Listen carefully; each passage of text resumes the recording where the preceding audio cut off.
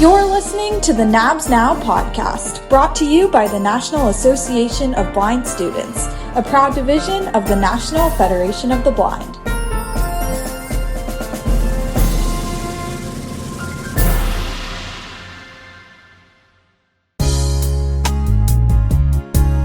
Welcome to the NABS Now podcast. I'm your host, Seyoon. We wanted to try something different for this episode.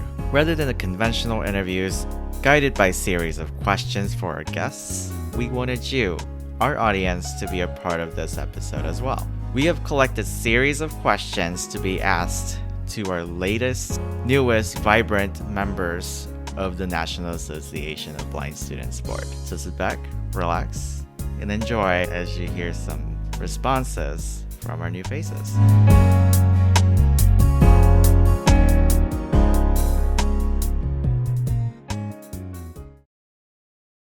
Welcome to the podcast, guys.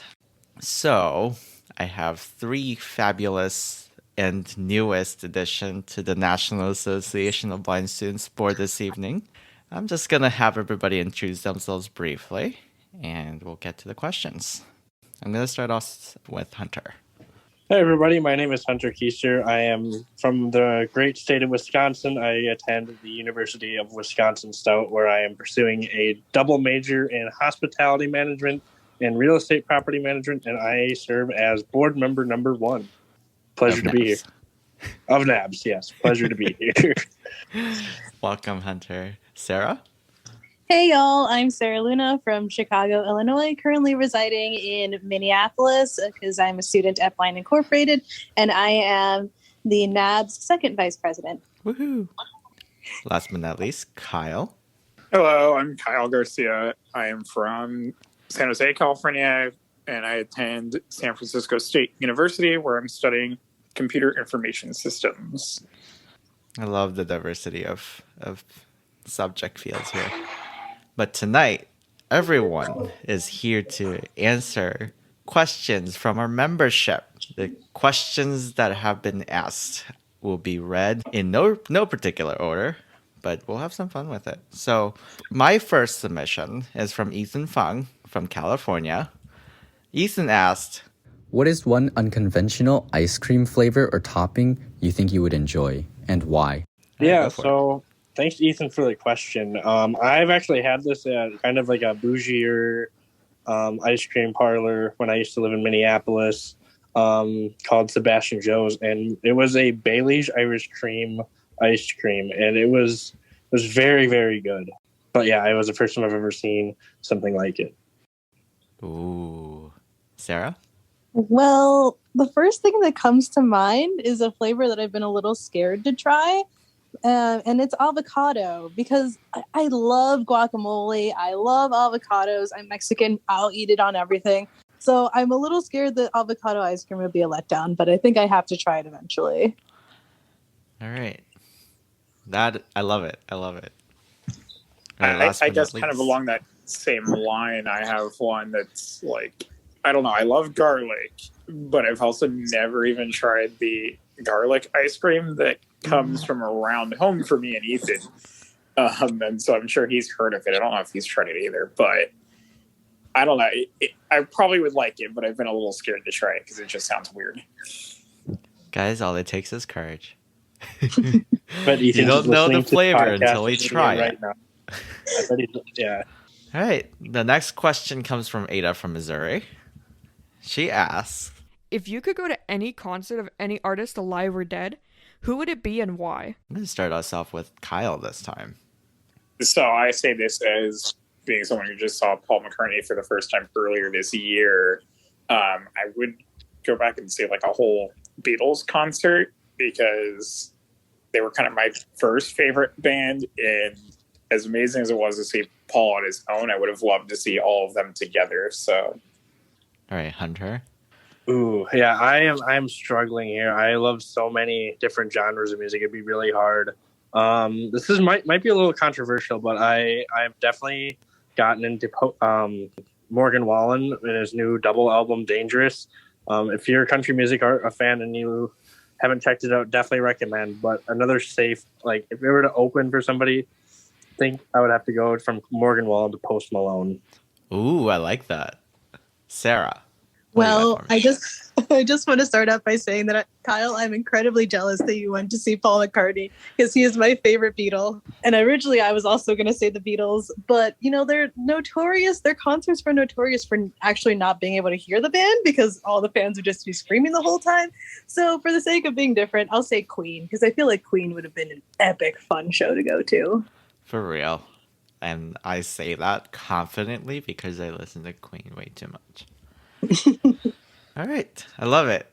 So we have another question submission from Missouri, the great show me state that I currently reside in. This is from our 2022 scholarship winner, Nancy Aguilera. Nancy asked, Hi, this is Nancy Aguilera from Missouri. My question is for the newest board members. What do you hope that you will help other blind students gain in your new roles in the National Association of Blind Students? Yeah, so I think one of the higher priorities for me as a leader in NABS would be to help students realize their self-advocacy and all the true opportunities that are out there for them. And with a little bit of advocacy can take them a far, far way in their education and in their personal lives.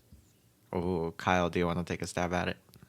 So I think I'm going to kind of build on what Hunter said I'm not going to steal his, but very much related would be confidence, because I know that for me personally, that was something I used to struggle with a lot. And if you don't have confidence in yourself and or your own abilities, or that your voice has meaning and can be heard, then you really won't actually get anywhere and accomplish anything.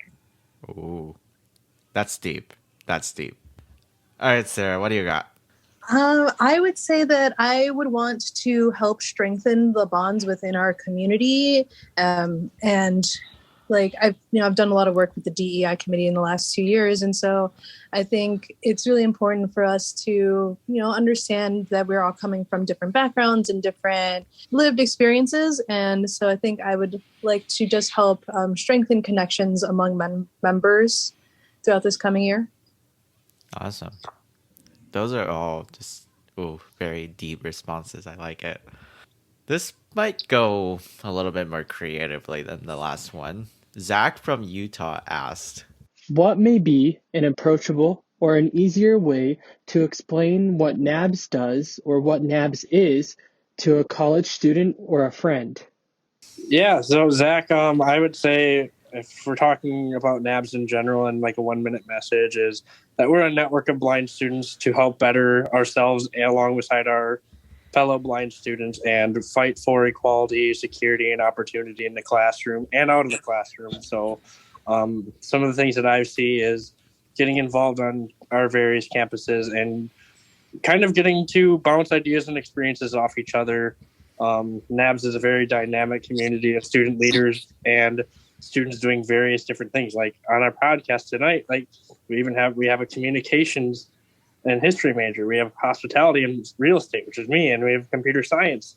We have all sorts of different experiences and backgrounds that allow us to bounce ideas off each other and experiences when it comes to in-classroom struggles or socialization struggles or whatever barriers students may have. So I would say that NABS is a community of students where we build meaningful connections.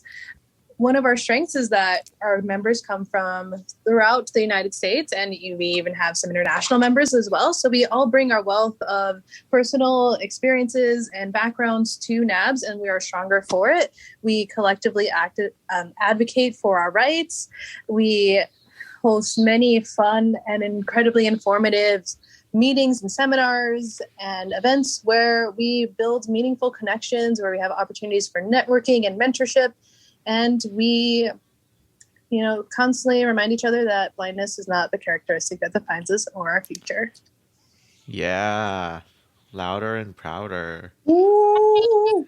I would say that NABS is primarily a community where, us as blind students come together to build each other up, make sure that we all are achieving our goals, and also making sure that we make it known out in society that we are able to achieve our goals and accomplish things just like anyone else.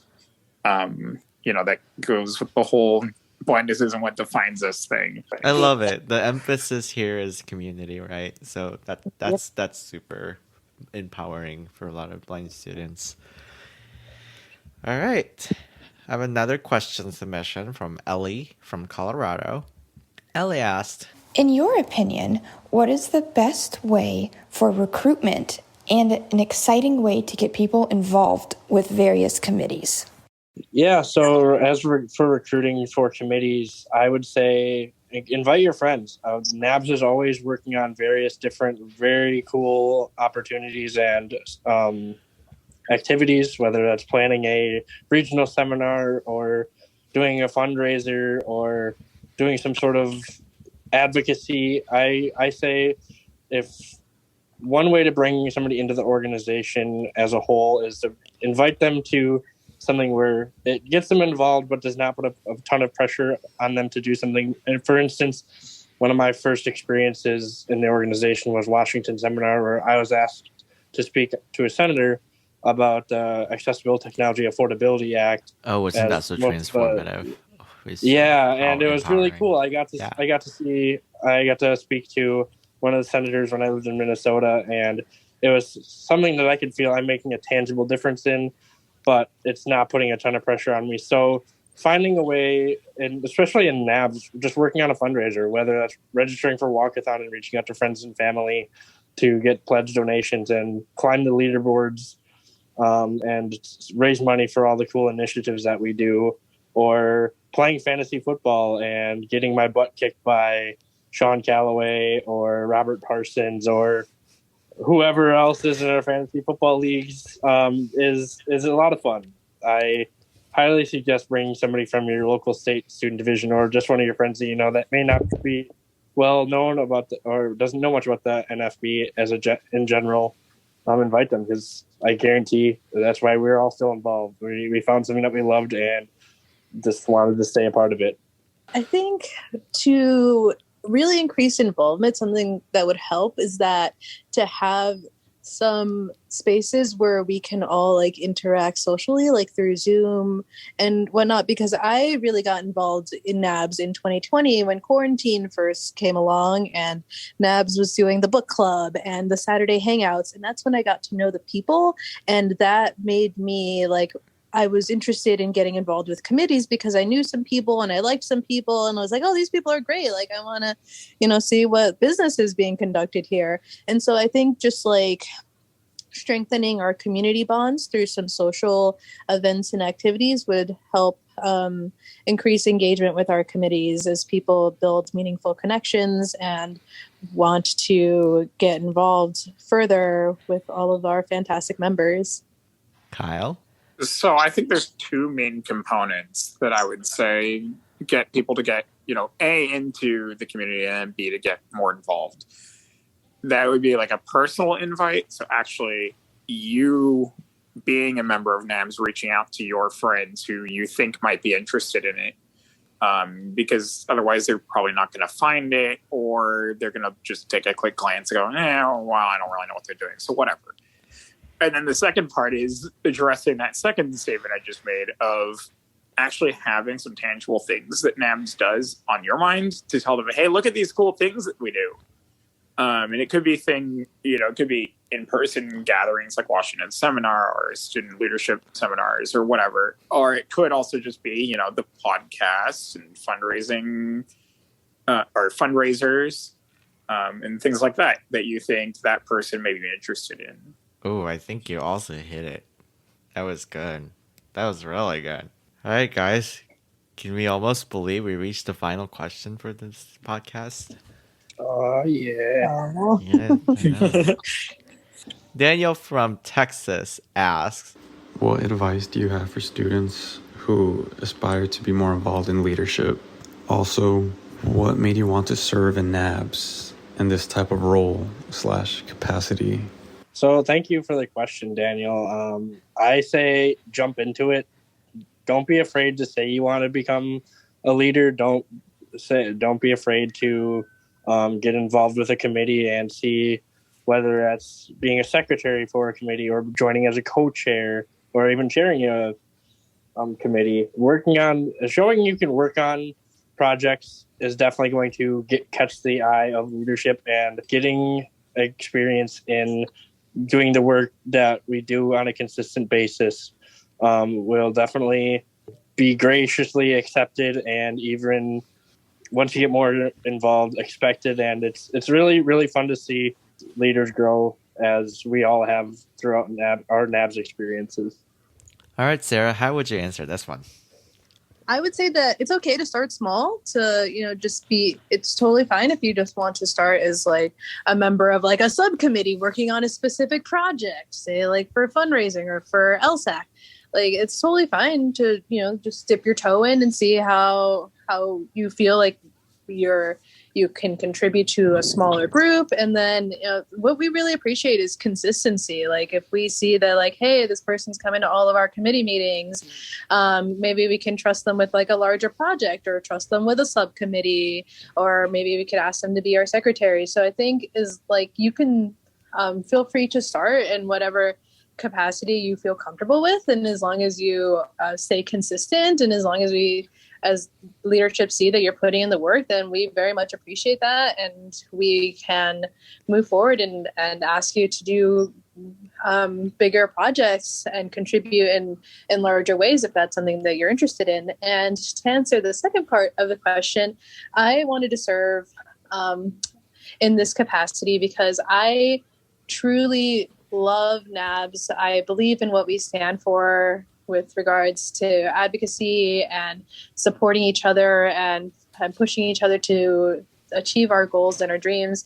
And I wanted to contribute to NABS in a bigger capacity than I had previously been doing.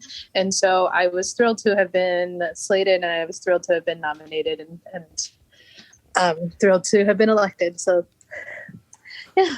The triple thrills. Yes, exactly. All right, Kyle, go for it. I really like what Sarah said about, starting small. So I started as just a member of the fundraising committee, and then eventually served as a fundraising co-chair before finding myself into my current seat as a board member. Starting small, lets you figure out, like, is this really something you are passionate about? Is it really something that you have the time for? Do you agree with all the work that you're doing? And then I also think that this is something that I personally didn't take as much advantage of in the beginning as I definitely could have, of reach out to the leaders that you look up to. Ask them personally for advice, because we don't bite. And we know that, that's our goal, is to help everybody improve themselves, because we're still, learning and improving ourselves as well. And so that's an important aspect of, learning from the people that you look up to. And then for the second part, I think I found myself into this position because I, again, also really enjoy the work that NABS does and want to contribute back to it, as well as I want to make sure that there are people there, like there were for me, to continue shaping NABS and continue empowering and, keeping the community together. That was so deep. Oh, I also totally forgot that I did not answer the second part of it. Yeah, go for it. Yeah, so for the second part of your question, I definitely echo Sarah and Kyle. Sorry, I had to clear my throat. But yeah, I say we don't bite. Kyle bites a little bit, but the signs of aggression is there. But yeah, I would say reach out. I got involved. I started showing up to fundraising committee meetings and I was super passionate about fundraising. I have a little bit of a competitive side, and one of the first fundraisers I got to work on was walkathon.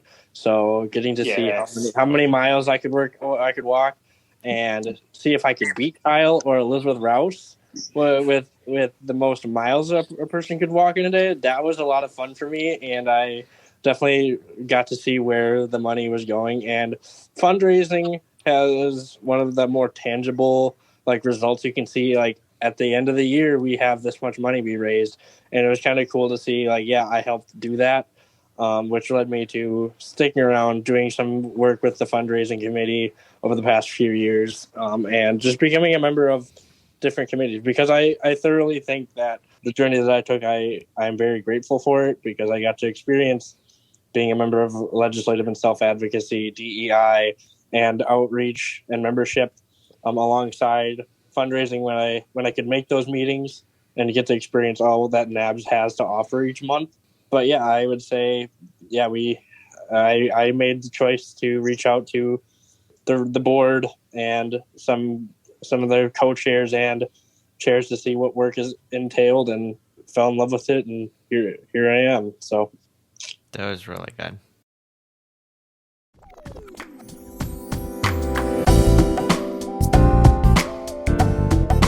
Thank you to our special guests, Hunter Kuester, Kyle Garcia, and Sara Luna. This episode has been produced by me, Seyoon Choi, and kinshuk Tella.